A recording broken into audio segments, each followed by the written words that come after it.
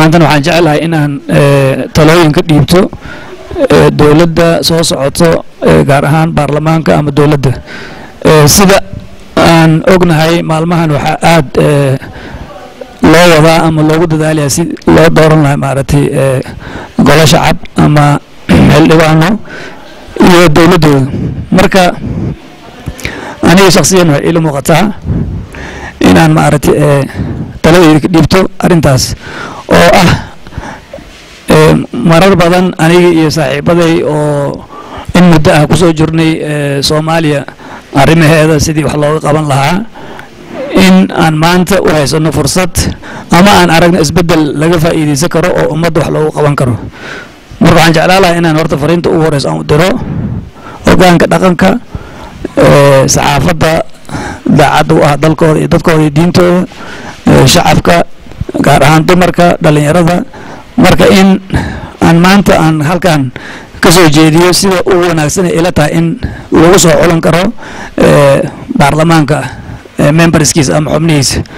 taas oo ila muuqato in lagu soo xusho aqoon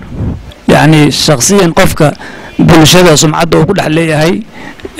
qoys ahaan qofkaas maaragtay ma yahay qof reerkiisa iyo maaragtay caruurtiisa daryeelay waayo markaan aan leeyahay taas maanta dawladaha ajnabiga ah markii la soo xulanayo baarlamaan qof galayo ama qof wasiir ah koow waxa laga hadlaa waxay tahay qofkan qof reerkiisa ka adkaay oo beelan jiray oo ilmihiisa maaragtay daryeeli jiray ma yahay marka in maanta dadka anaga marka wax noo يعني hoggaanka noo qabanayo in loo fiiriyo in ay yihiin dad ayagana lagu soo xulo aqoontooda يعني kartidooda sumcadda bulshada ay ku dhex leeyihiin maaragtay in lagu soo xulo war qofkani qof reerkiisa iyo ilmihiisa beelan jiray maaragtay wanaagsan ma yahay in ummadda aan loo soo xulin sida marar badan dhacdo qof aan tiisiba daryeeli karin waayo Soomaaliya waxay tiraahdaa ninkii tiisa daryeela ayaa tu kala ku daro marka aan jeclaan lahaa inaan arko maanta in baarlamaanka soo socdo dawladda soo socoto in ay noqdaan dad aad iyo aad sumcad u leh aqoon u leh dadkii wax u tari karo fahmi karana maanta markii ay la macaamilayaan international community-ga waxa dalkooda danta u ah iyo waxa aan danta u ahayn sidaan ognahay dawlado badan ayaa Soomaaliya faraha kula jiro qaarkoodna ay rabaan in ay Soomaaliya hagaagto qaarna aysan rabin marka qofku waa in aqoontiisa iyo aqliga Ilaahay uu siiyo oo fahamsiin karaa in Soomaaliya maanta waxa laga rabo dawladaha adduunka maanta ay yani Soomaaliya ay gacanta u hayaan ma danbaa ku jirto ma danaan ku jirin in la fahmi karo marka hoggaanka dhaqanka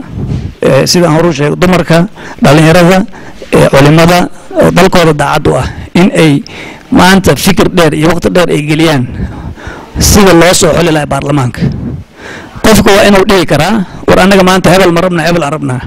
maxaa hebel ku xulanay noocaas iyo noocaas laakiin inaysan noqonin in waqtigii qasabka ama cabsida ama ana taliyo dadka lagu soo xuli jiray waayo maanta waa inaan ka faa'iideysanaa isbeddelka ka socda wadamada carabta waayo dadkii ama madaxweynayaashii aad mooday inay ka yihiin geed meesha ka baxay maanta meesha ay marayaan qaarkood maaragtay dhibaatada soo gaarto aan la soconaa ummad Soomaaliyeed maanta waxaan aaminsanahay fursad inay haysato meel kasta ay joogto maanta ay hadli karto yani ra'yigooda dhiibi karto dareenkeeda ay cabiri karto marka in aysan noqon wixii hadda ka dambeeyay in dadkii cabsi iyo handadaad in maaragtay lagu sameeyo ama ay ku aamusaan marka